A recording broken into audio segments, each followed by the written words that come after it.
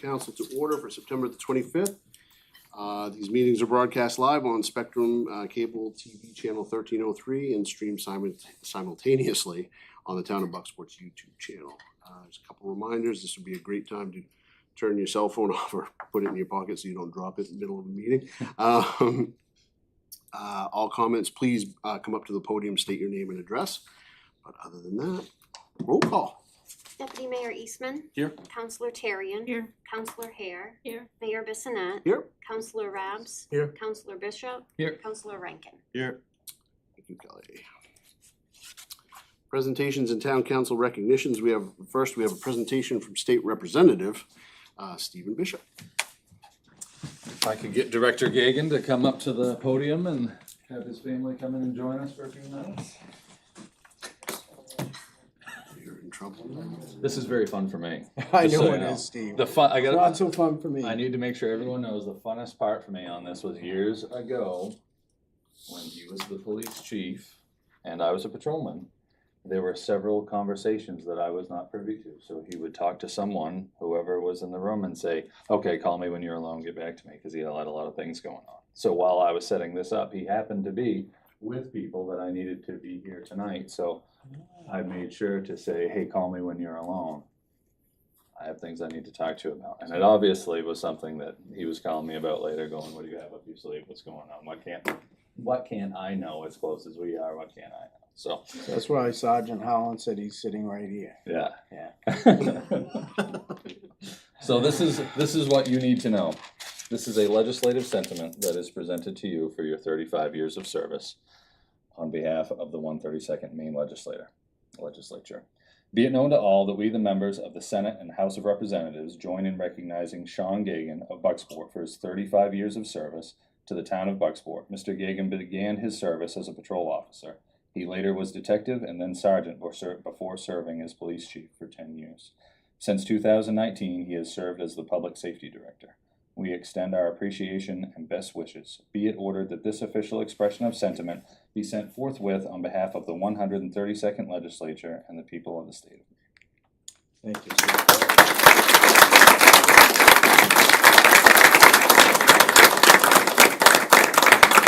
I'd like to thank his family for those 35 years of support as well.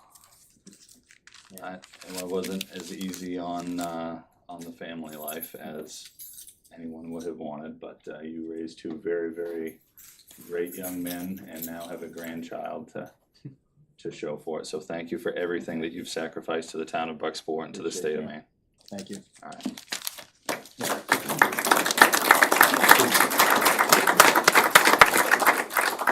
Congratulations, Director. Thank you very much. I don't, just thank you. That's all I'll say is thank you. And I'm not going anywhere right yet. 35 years, I've got a few more left in me and some things we need to get done. So thank you to everybody and thank you to the citizens of the town of Bucksport. Thank you. Yep, get some pictures. Very good. John, I hope you'll forgive me for lying to you. You're the boss, I have to feel. All right. Next, we have Greenfield Penobscot Estuary Remediation Trust LLC, an update on work in the Penobscot River Estuary.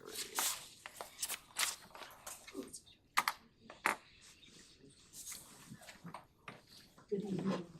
Hello. Thank you very much for making time. My name is Cindy Brooks. I'm president of the Greenfield Environmental Trust Group and the managing principal for the two Penobscot trusts. Oh, thank you. And then I'd like my colleague Laura Riley to introduce herself. Hi, I'm Laura Rowley. I just joined Greenfield a couple weeks ago. I'm really happy to be here. I live here in Maine, originally from Maine, so I'm very excited to be working with Cindy on this project. So let's see if we have a couple of slides. I think if you just scroll, there you go. Oh, there we go. Okay, let me turn it over to you. Okay.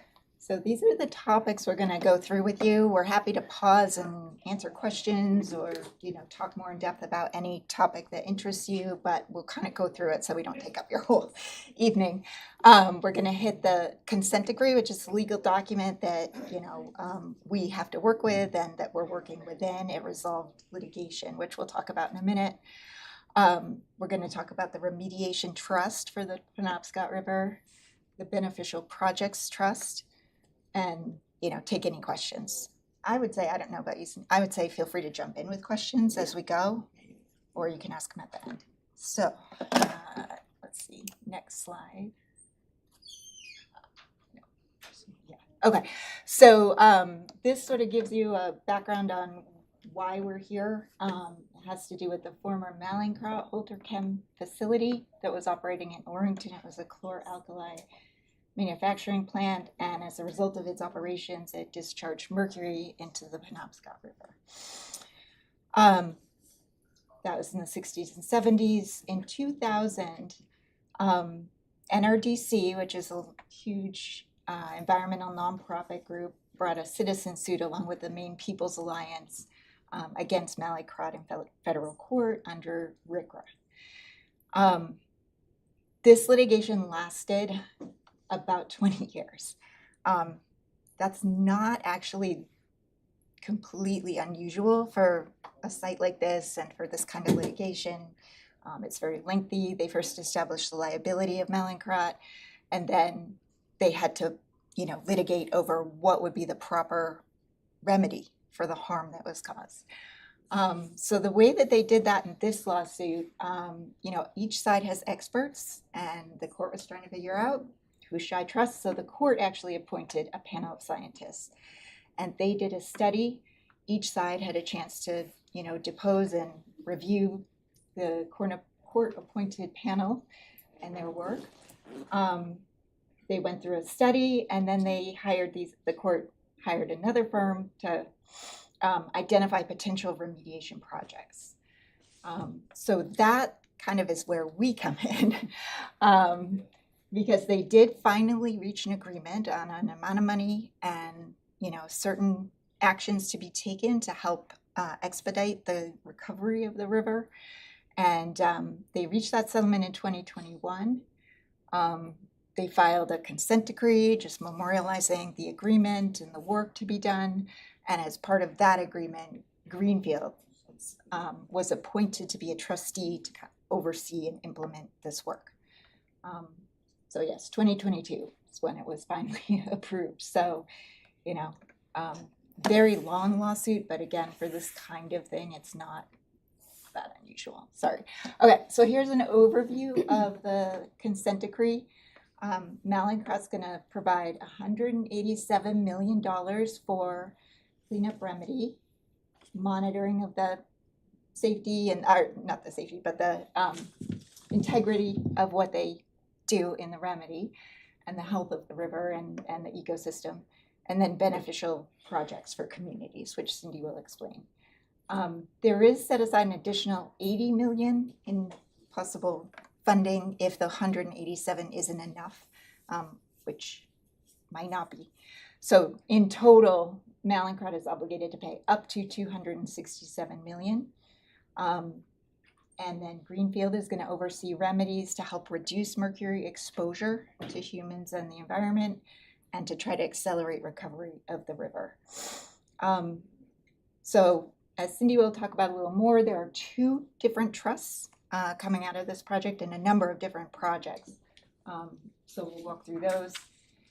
The actual legal beneficiaries of the trust are the litigants, NRDC, Maine People's Alliance, and Mallinckrodt. And so that's who we kind of answer to as we do this work. But in general, the larger purpose of the result of this litigation is to benefit the public, Maine, and the Penobscot River estuary. So I'm going to go backwards again, right? I can't figure out the mouse. All right. Greenfield Penobscot Estuary Remediation Trust. That's one of the trusts. It's a lengthy name, but It exists, we are an independent trustee, so we're not associated with Mallinckrodt, we're not associated with NRDC or the Maine People's Alliance.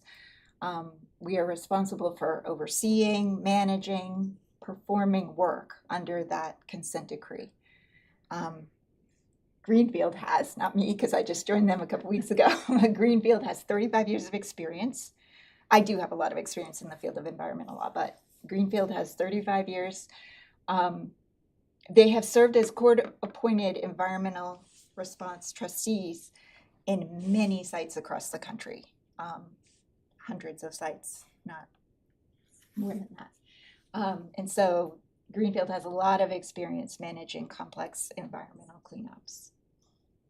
So, there, I did it correctly. You did great. You did great. I think some of you may know Lori Gorton. She's our program manager for the Remediation Trust and was originally going to be here tonight, but she had a family issue that prevented her from coming. So I'm going to very briefly give you an overview of what's called work categories in the consent decree. They're the things that we have been tasked with doing. And the first work category is to construct a 130 acre, basically 130 acre of cover, what we call the thin layer cap or cap, to be placed over the intertidal flats where there are elevated levels of mercury contamination. Mallinckrodt is obligated to pay $50 million ultimately for the construction of that cap, as well as, and then if 50 million isn't adequate, then they have to pay another 10 million. The Orrington Reach capping project essentially begins in Orrington and extends down to North Bucksport. So those are the areas of the river that are referred to when they say Orrington Reach. Again, we are pursuing something called a thin layer cap, which is 4 to 6 inches of clean sand that is placed over the contaminated sediments and accelerates the recovery of the river. Capping has been done in other locations, not in Maine, but in other parts of the country successfully. We have a high degree of confidence that this remedy will be successful in reducing contamination in these intertidal flats. But to demonstrate that, our approach to this capping remedy is to implement a pilot, which is to take a small piece of property, put in the cap, and monitor its performance for 3 to 5 years. That's what we have proposed. Okay, how did you do Scroll that? down. Can I ask a question at this point? Anytime, yeah. When you say monitoring performance, what are you monitoring for Such a great- in like layman's terms? So we're monitoring for what's called benthic invertebrate. It's basically the worms Okay. that are in the sediments. They're an important source of food for birds and fish, and they have high levels of mercury. So we will monitor their recovery. We'll sample the area where the cap has been placed, and we'll sample the worms, whether they're recovering. We also will be experimenting with marsh flats. So some of the tidal marshes will be capped in a small way to see whether they too can recover. I have two, go ahead. Yeah. Well, you answered my first, it sounds like you're gonna have a test plot to see how this works, That's basically. exactly right. But these other places that you mentioned that it's worked successfully, are they tidal like we are here? Not at the same level, but there are a couple of capping projects that have some influence of larger lakes. But And the when you tidal st- part is You start complicated. in 2026 with this test plot, then about how long do you go before yay or nay and then go for the whole? It will be dictated by the regulatory agencies that have to give us the permission to put in the pilot. And then ultimately the permission to lay up to 130 acres of capping material. And those are permits you're still waiting on? Yes, Okay. we The one are. word I didn't hear was the word dredging. Well, we will Okay. address dredging, All right. yes. Oops. Okay, it's supposed to go that.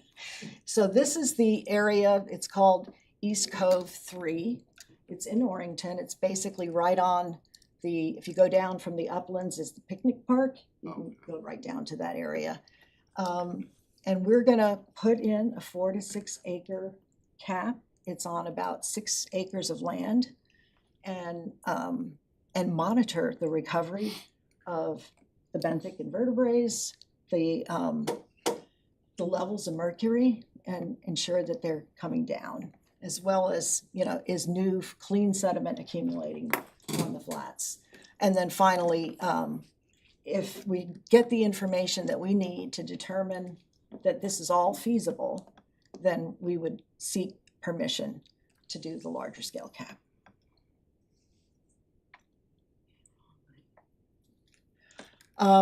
This I won't go through all of the text, but basically the permits that we need are complicated. The biggest one is the NERPA permit, which is the Natural Resources Protection Act permit that's regulated by DEP in Maine. And it's basically there are multiple agencies at the state level, Division of Marine Resources, IF&W, there are a number of agencies that get consulted. On the federal level, there's also the U.S. Army Courts. It's a joint permitting process, as well as NOAA, EPA gets brought in. So there are other regulations that will govern the placement of this cap.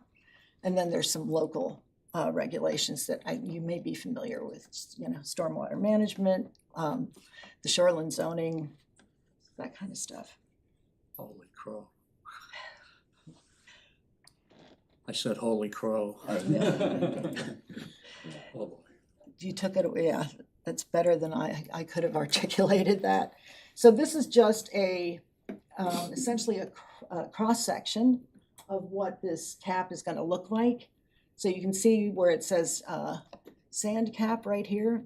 That area that's sort of beige is intended to depict the cap, and the cap is placed down between on the intertidal areas, but between the high level and low level of the tide. So this is essentially breaking this up into a subtidal versus intertidal zone. We're putting it up here because this is the lower energy area of the system. If we get down too far into the mean high water or mean low water, the river is much more powerful, and there's a high likelihood of scouring, and what we're setting out to accomplish will not get done. So that's the capping remedy. And again, as Laura said, these remedies are specified in the consent decree. So how they got to, capping 130 acres, we were not involved in that. But that is essentially what the court approved, was these measures to accelerate the recovery of the estuary. The second one, and this goes to Paul's question, the second work category is what's called mobile sediments and surface deposits, and that involves the removal of contaminated sediments. Mallinckrodt has committed $70 million to that remedy, and then if the trigger is we can't beneficially reuse material that we dredge, we have to dispose of it at a permitted facility, they are obligated to give us another $50 million to accomplish that. And we are very early in the work on mobile sediments. Our field investigations, we think, will get started next year. We have no illusions about how difficult it's going to be to get permitted to do any dredging. And it's quite possible, you can see on this map, the yellow illuminated areas, and some of those are, for example, the East Channel and Orland River. They have very, very broad intertidal flats and may be a good place to dredge. In other words, we may not dredge in the middle of the river. We may end up cleaning additional titles.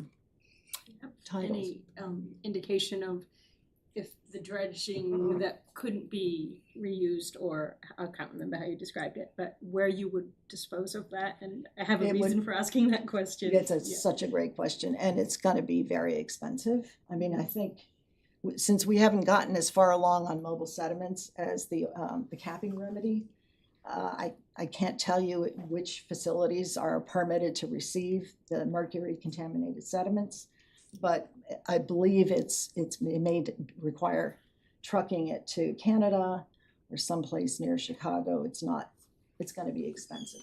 So it's landfill kind of, you can't dry it, burn it, incinerate it, it has to be landfilled someplace? Either has to be beneficially reused, so as borrow or fill for some other project, and the regulators will say beneficial reuse doesn't mean just dumping it someplace. I mean, you have to demonstrate that it's creating some value. We're so not far along enough to know, which way we're gonna end up going. Obviously, we're gonna try to beneficially reuse it. That's kind of hardwired into the consent decree, but to be determined. Let's see. And then the third work category in terms of cleanup activities is what we call the Orland River and East Channel around Verona Island remedy. And essentially, the consent decree calls for us being able to decide how best to remediate that area. So we may decide to cap it. There may be a combination of capping and dredging. There may be enhanced capping where you use additional materials to break down the mercury. To be determined. And probably I should say this work category will be benefiting from what we learned with the thin layer pilot cap as well as the modal sediments. And then did you want to cover this? Yeah, we're gonna also do long-term monitoring. I think you asked about monitoring and what that means, and for after the remedy implementation is every few years, you go back and you take a look at long-term really does mean, quite a while here, 30 to 45 years, and kind of looking at the food chain and seeing how it's recovering the organisms in the sediment because they serve as food for enhancing the food chain, prey fish, and then you can see what else we're gonna have for fish, lobster, birds. Yeah. So we're gonna do sampling in 2026. And we had we actually just completed the triennial long-term monitoring. And as Laura said, these are all of the bio receptors that we have collected and sampled. And the idea is to look for trends and hopefully downward trends in bird and fish exposure. Are you working with the tribes, Penobscot tribe? We Yes, sir. are, yeah, we're actually here because we're going to community days on Saturday, so it's perfect timing. Yes, we're working with them mostly on beneficial environmental projects, but yeah, they're looking at anadromous fish, they're looking at water quality, mercury. They have a project called the Dragonfly Mercury Project, which is testing dragonflies to see how they're picking up mercury as well. Does that funding take into account if you find things 3 years or 10 years down the road that there's money there to do additional work? Oh, that's a really, really good question. And the answer is it depends. I mean, honestly, the amount of money that was agreed upon was negotiated amongst the parties. Do we have any flexibility in moving it around? Not really. The money just goes into these segregated pots of money, and then the contingency is triggered, like long-term monitoring. I think we have 30 million for long-term monitoring, but it's, every one of these events is super expensive. To predict also. Yeah, bird banding, yeah. So our next event is in 2026. And then the last thing I'll just cover is, this is the Projects Trust. That was the second trust that was created besides the Remediation Trust, and everything that Laura and I just described was remediation trust activities. The project trust received $20 million total to fund projects, beneficial projects that yield tangible benefits for people in the environment. We went out for a solicitation for applications from all the affected communities. We evaluated the proposals and made recommendations for funding. They have to be approved by NRDC and Mallinckrodt. And as I know Rich can attest to, one of our projects is, of course, the town of Bucksport dock, BEP we call it. We have set aside $825,000 that will be held for the benefit of the town of Bucksport. As you know, because he's dealing with a lot of regulatory issues. Rich has, the town received congressionally directed funding, I think HUD funds, and we're there to help fund any shortfall up to up to $825,000. If it costs more than $4.1 million to put in the year-round dock.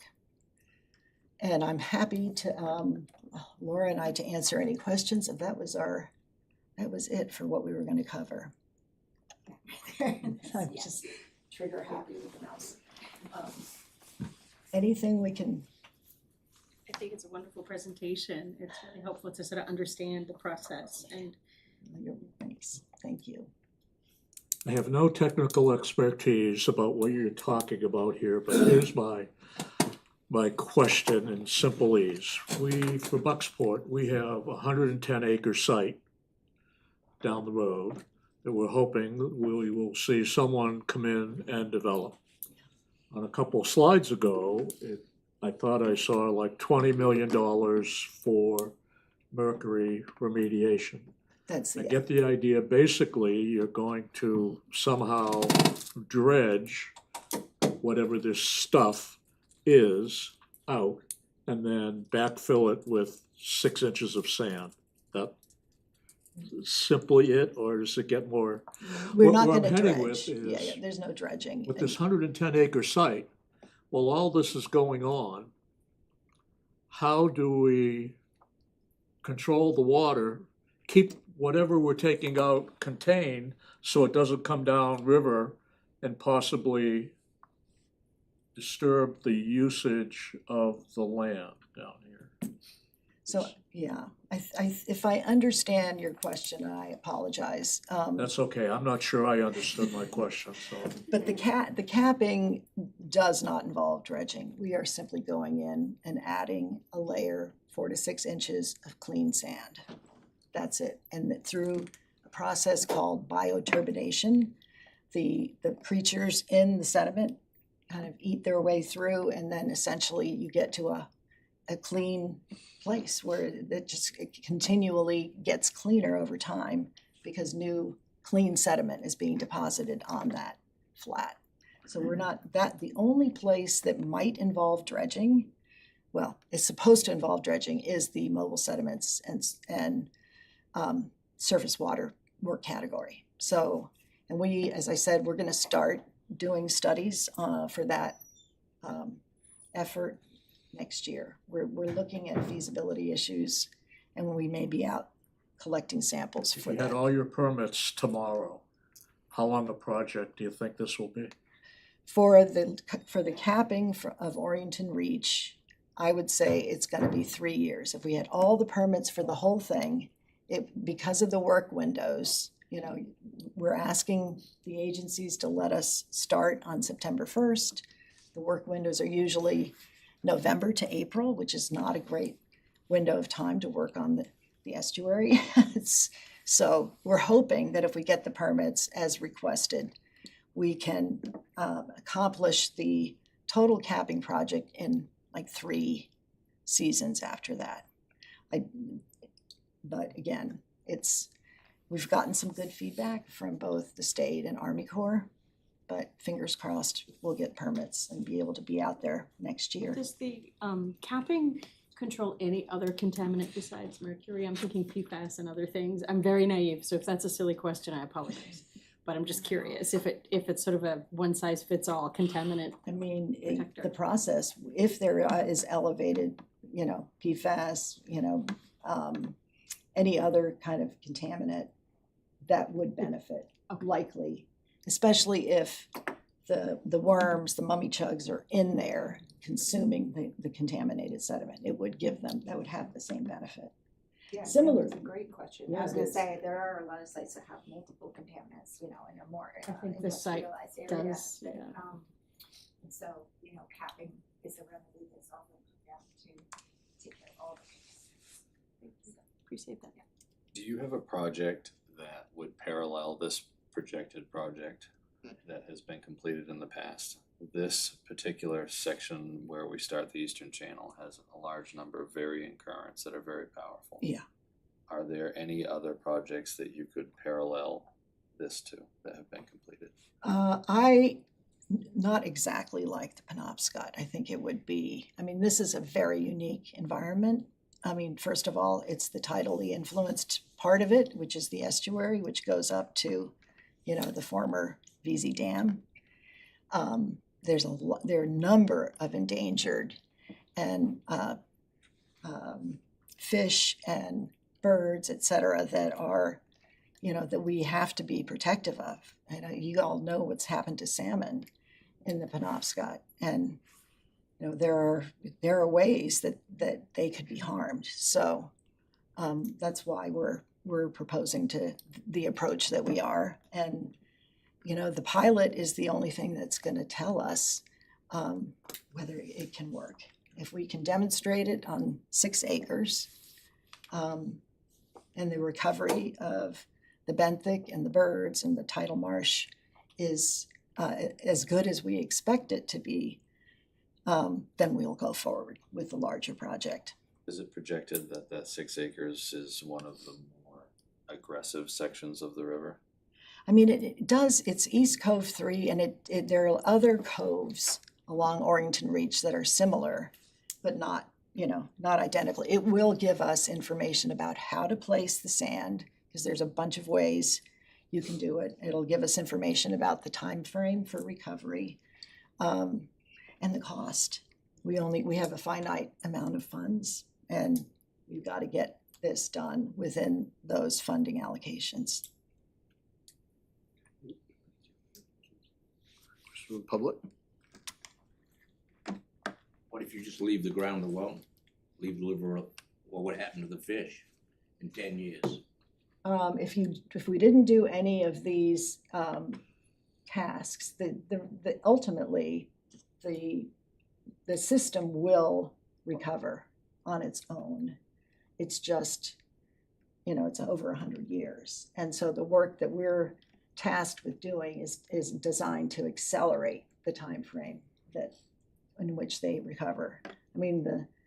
Basically, the fish, the birds, they're eating the worms that are contaminated with mercury. In our long-term monitoring program, we do bird banding for both black duck and Nelson sparrow, and collect blood samples, and test them, and there's mercury in the. A lot of mercury. That's a good question. I don't know that there's really, I can't really give you a good answer, because for some reason our regulators haven't really established a safe level for mercury exposure, either for humans or for creatures in the environment. So if I want to eat a fish out of the Penobscot River, you would recommend it? No, or would not recommend it? Generally, EPA and sometimes state DEPs will put a limit on how many you should eat per fund. So I don't know the numbers for this river, if that's been evaluated, but I know for a lot of contaminated waterways, you would look to the state or the city. You might have fishing advisories up that say, you can fish, catch and release all you want, but we don't recommend you eat any or we don't recommend you eat more than one a month, or we don't recommend that if you're pregnant, you eat it. So it varies. And Maine Department of Public Health does have guidelines for how much fish. I will say, you know, the fishery from the bay, from the Penobscot Bay upstream for approximately 12 miles has been closed by the state of Maine. During the studies that were performed, that Laura described by the court, they detected mercury in the lobster. So that's why there's no lobstering or crabbing going on in that lower stretch of the river. It's all about the level of exposure, so Okay. I'm sure we all have some mercury. But how much fish are you gonna eat, you know, it could cause a problem if you eat a lot. Not at my age. Don, I'll get Don, Jim. How many tons of mercury are estimated that are in the river? My understanding is that there's somewhere between 6 and 12 tons of mercury that were released by the Straight. hurricane. And did you say the East Channel, if there was to be dredging, would be the primary place for dredging?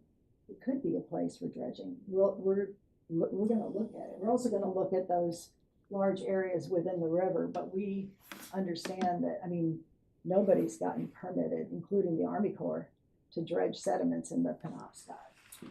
So that'll have we get a lot of questions. And you said there were two that you were aware of permitted places that are possible disposal of such sediment? Oh, the mercury contaminated sediment, I would have to get back to you on where they are, and I'd be happy to give you my card and you know, give you a call or send you an email. I don't know off the top of my head. I believe there's one, I don't believe there's one in Maine, put it that way. So the cost of transportation and disposal will be high.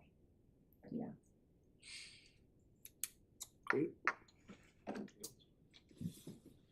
Thank you very much. Thank you. Yep, Thanks for be looking to hearing more as it progresses along. Yeah, would love to come back and give you an update, Wonderful. report all of our progress. Thanks for the education. Thank you. Yeah, Yep. thanks, thank you. Rich, you have a copy of this, I assume? I do not have a copy of that. You do. Will you forward Jake it? does. Jacob does, yeah. Yep, thank you. Thank you. Thank You bet. Thank you. All right.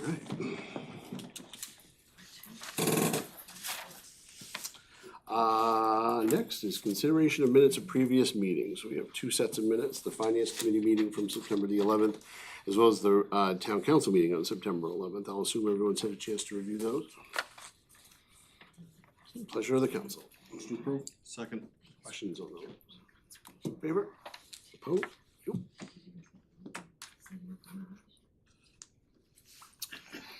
Reports, documents, and correspondence. First is we have a report from the Finance and Investments Committee. Councilor Hare. Yes, so the Finance Committee met just before this meeting. We had 3 items on the agenda.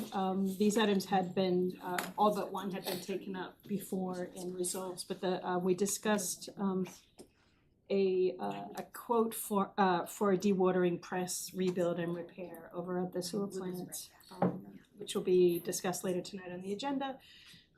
We recommended a resolve to award financing for the plow truck, and also a resolve to extend the waiver of interest on the first half of taxes and move that out to February 28th, 2026.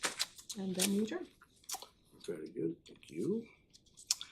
And it looks like we have correspondence received to let us know of the Bucksport Paper Mill Museum grand opening, which I've seen a number of that places that's been posted, which is October the 12th, which I believe is a Sunday, from 1 to 4.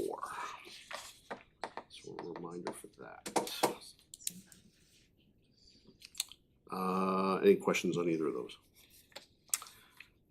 I spoke with them and reminded them that we can't all go together. Yes. I plan on attending, but just to explain to them that we won't be going as a cohort. Can you just send out an email, Jacob, just so if how we signed up for shifts at the Bay Festival? That'd be great if we could do that Good again idea. for this. Will do. Thank you. Good suggestion. I don't have any discussion items this evening on the agenda. We do have a public hearing for the application of Sweet Cheeks Diner LLC for a first-time on-premises beer, wine, and spirits license with special amusements. The public hearing. Questions or comments on that? On premises beer, wine, and spirits license for Sweet Cheeks Diner LLC. Anything from the council? Public hearing. And since we don't have any new ordinances to consider, we will move to the first agenda item, which is Resolve 2026-39, approving a first-time on-premises beer, wine, and spirits license with special amusements for Sweet Cheeks Diner LLC. How would the council like to proceed? Motion to approve. Second. Questions? All those in favor? Opposed? Resolve 2026-40, approving quotes from Apex Companies LLC and Huber Technology Incorporated for Q800 dewatering press rebuild and repair. Council like to proceed? Motion to approve. Second. Motion second. All those in favor? No, questions, comments? Questions? All those in favor? Opposed? Resolve 2026-41, approving the renewal of a food service license with on-premises beer, wine, and spirits for Cali Fortune Incorporated doing business as Bucksport House of Pizza. Motion to approve. Second. Moved and seconded. Questions? All those in favor? Resolve 2026-42, approving the renewal of a food service license with on-premises beer and wine for the Alamo Theater at Northeast Historic Film. Council, Motion to approve. Second. moved and seconded. Questions? All those in favor? Resolve 2026-43, awarding financing for the purchase of a 2025 Freightliner plow truck authorized by Resolve number 2025-49. Council like to proceed. Motion to approve. Second. Motion is second. Questions? Questions? Yep. Yes.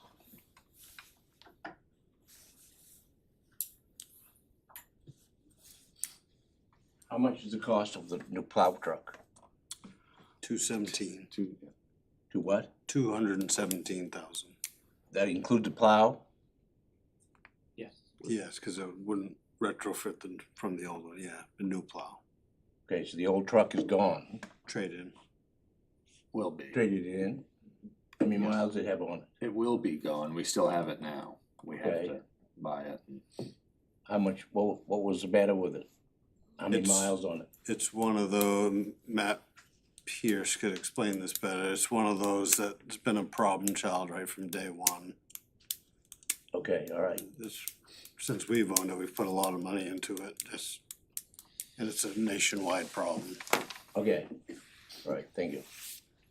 One thing also, Mr. Orchid, is the street sweeper will be coming off the books as a loan payment. So that will. What? Just wanted to let you know the street sweeper will be coming off the book. We discussed this in finance tonight. The street sweeper will be coming off the books as a loan payment. So this payment will sort of replace that one for this vehicle. Okay, So we won't add another payment, but when that one goes away, this one will come in. okay, all right. Why are you financing it in the first place? You don't have the money? The town doesn't have the money right now to buy the truck outright? I think we could come up with the money, but it's putting us further in the hole. How far in the hole are we going? You have, For the truck, we discussed the truck months ago for the purchase of the truck. Okay. All right, since I'm up here, how much debt does this town Bucksport have right now? approximately 9 million. 9 million? Wow. That's all encompassing for all the loans at the sewer department also. Okay, wow, $9 million. All right. I didn't understand how far in debt we was. So, but okay, so I'm up here talking, you gonna raise the taxes again next year? Are you gonna freeze them? You asked us that last week and we can't guarantee that won't happen. Okay. We don't know what's gonna come at us that's gonna cause anything to happen. We don't know. You don't know, okay. I'm not getting a pay raise the rest of my life. That's why my wife and I wanna know, and the rest of the people in town of Bucksport. So, So would we. We would like to know the future, but we can't. The goal is no, to keep it as it is, not to increase. That's the goal. all right. Okay, thank you. Any other questions? I have a question, sort of. I know nothing about Gary, vehicles, can you but. come up?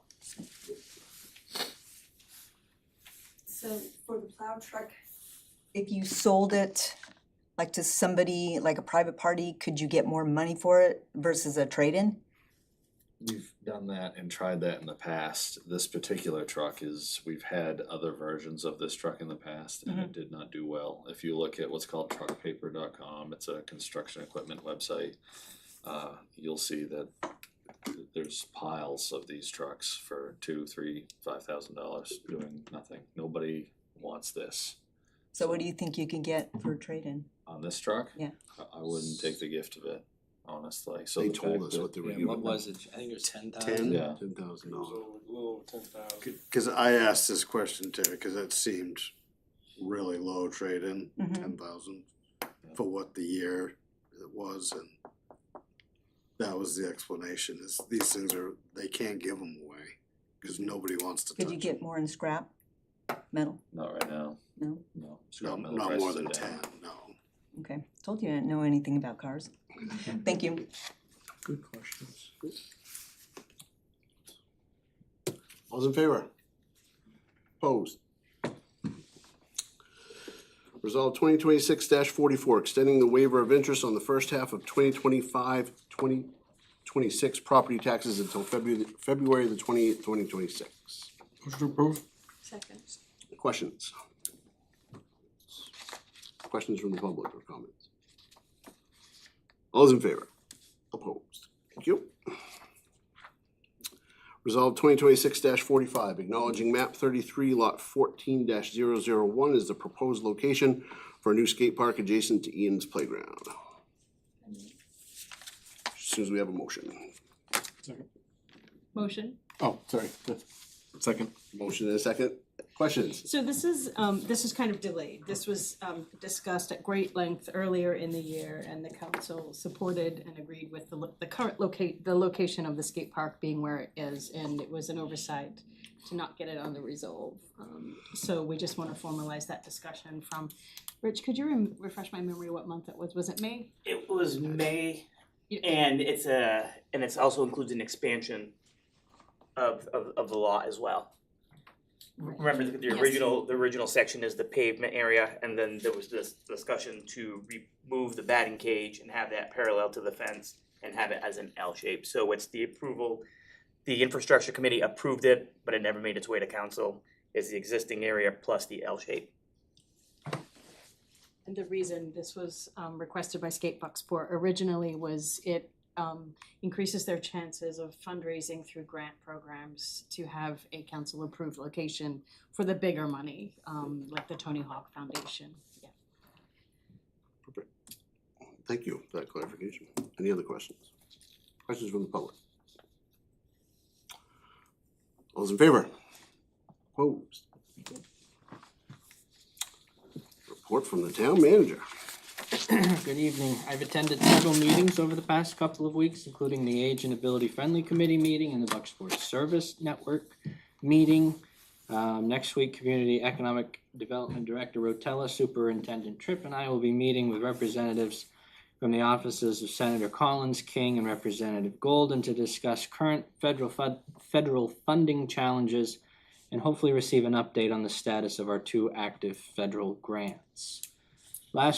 Late last week, the town received a copy of a memo sent by the Department of Environmental Protection to Haley Ward regarding their initial review of Bucksport Mill's landfill closure application. The DEP conducted a thorough review of the submitted information and has requested clarification on numerous items across multiple sections of the plan, many of which relate to conflicting information. However, there are areas of concern that don't appear to have been addressed. And former town manager Lassard and I are currently reviewing those matters and intend to submit comments. I would like to schedule a services committee meeting to review ambulance billing.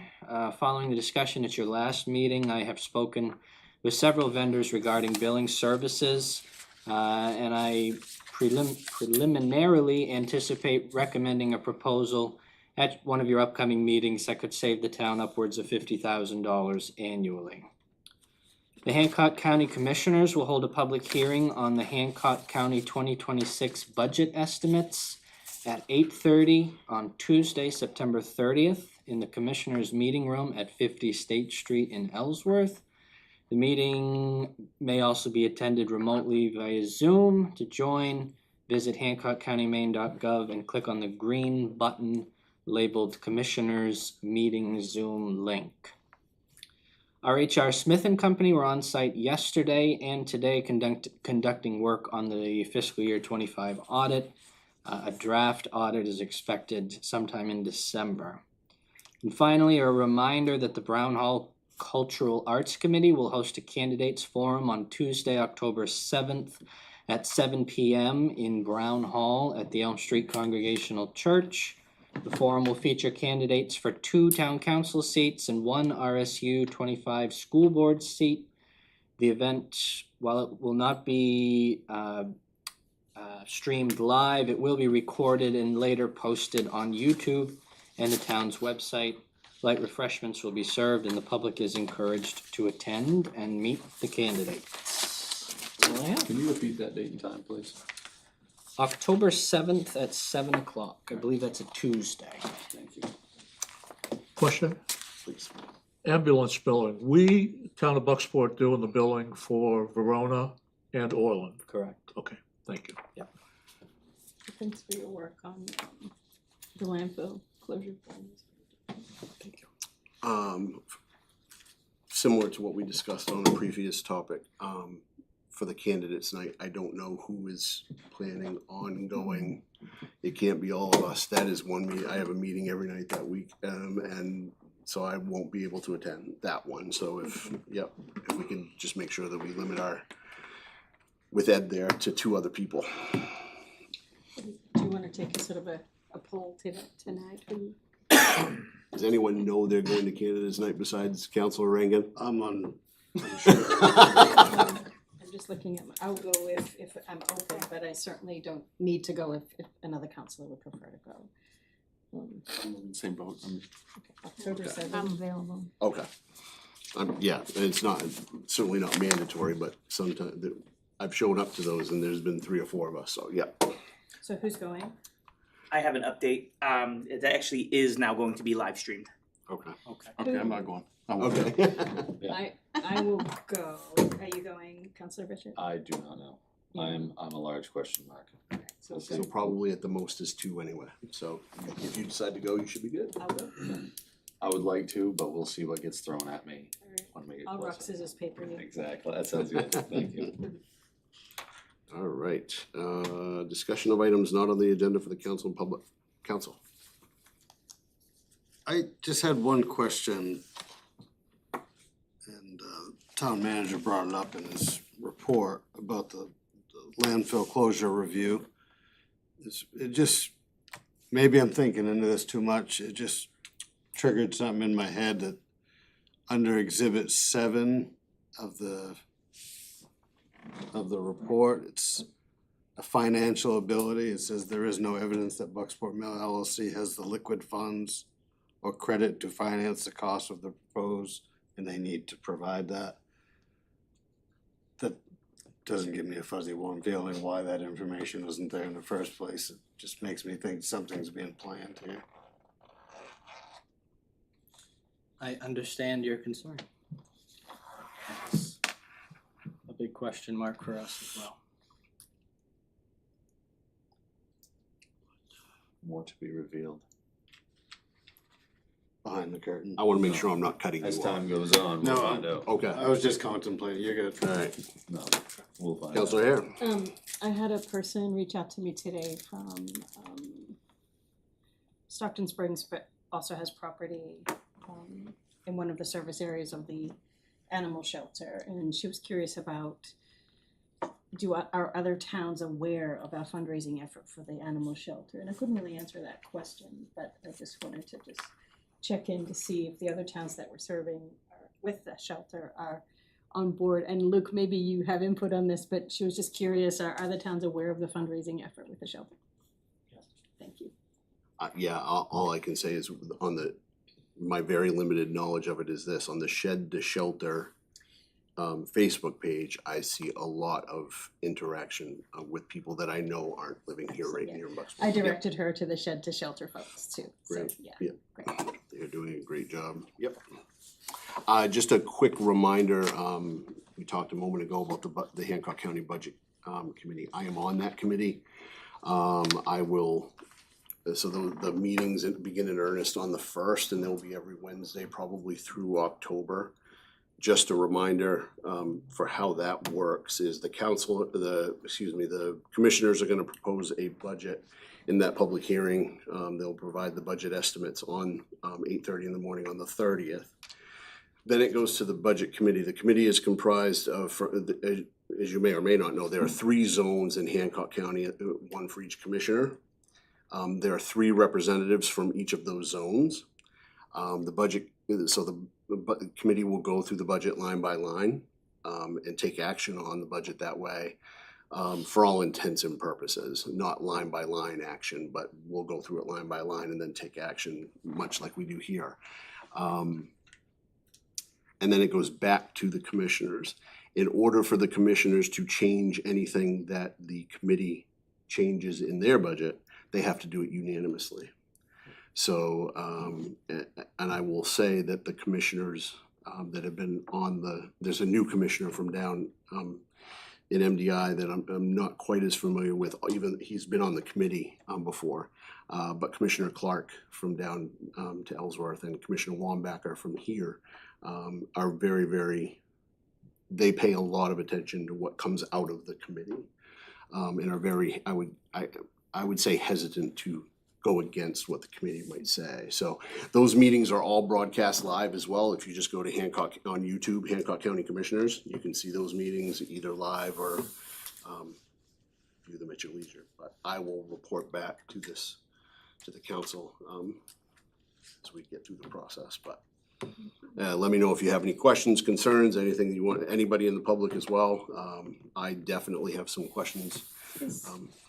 Mayor, is the budget available online or ahead of time? It should be at this point. I can't swear to that. I know that the estimates have been sent to me, so I'm assuming they're public, but I just don't know for sure. I saw an email somewhere and took a quick look. I can't remember if it was this email or my ledge mail, but Yep. it is available. Okay. It is out. So, yep, if it isn't available, I don't want to say the wrong thing because Sure. I'm just not 100% Okay. sure. I haven't- Yeah, I haven't. it will be by morning of the 30th. All right. Public. Mr. Chapman. Yes, thank you. Two very brief things. First, I also served on that county budget committee at one time, and I think you described it very well. And there is an opportunity for input from the municipalities and the county, and there's also input from the legislative representative, which is determined by the legislators in the county choose their legislative representative for that position, which is why I served on it at one time. I understand there's a little controversy about that at the moment, but nevertheless, when I was there, there was a little bit of a controversy. One of the commissioners thought that I didn't have the right to vote, and it's statutory and so forth. And the controversy that's pertaining at the moment obviously ought not to pertain because it's up to the legislative delegation from the county to choose the person that serves in that role. That aside. Now, the other comment that I wanted to make, though, is with reference to this recent memorandum from the Department of Environmental Protection. The town manager didn't explain in detail that it's 19 pages of deficiencies that the department has identified. But what I noticed in particular and wanted to remind you of is that the closure cost estimate is in the vicinity of $15 to $20 million. You will recall only a few years ago when the not written but verbal proposal was being made to the town to for the town to take that over and open it up, the town was going to save $3 million over 10 years. I just want to point out, we, as a group of citizens, tried to point out that $3 million wasn't a lot in comparison to the liability, which could have been in the $40–50 million range. And we still don't know what those liabilities might be. But here's a direct cost estimate now of $15 to $20 million to close it that the town would have inherited had they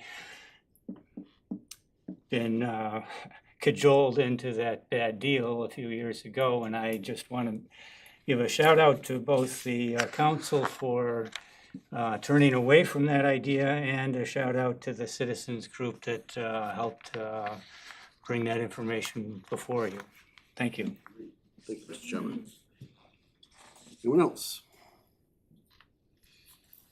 All right, so next item is committee assignments and scheduling. You mentioned this, Jacob, a services committee. Are you ready for that before the next meeting, or? Okay. Yeah, if we could do, we'll have services and finance, so Okay. maybe one at 6 and one at 6:30, that works. Is there a preference as to who goes at 6? By me. I can do either. Who's on services? I don't think. Do you have a preference, 6 or 6:30? I'm flexible. I don't care. We'll go alphabetical. Finance will be at 6 p.m. Services will be at 6:30. On the 9th? On the 9th, yes. Thank you for clarifying that. Any other committees upcoming? Economic development on the 7th? 6th. Monday the 6th, right, yep. Great, thank you. Chair will entertain a motion to adjourn. Second. All those in favor? Opposed? Thank you. Good night, everyone.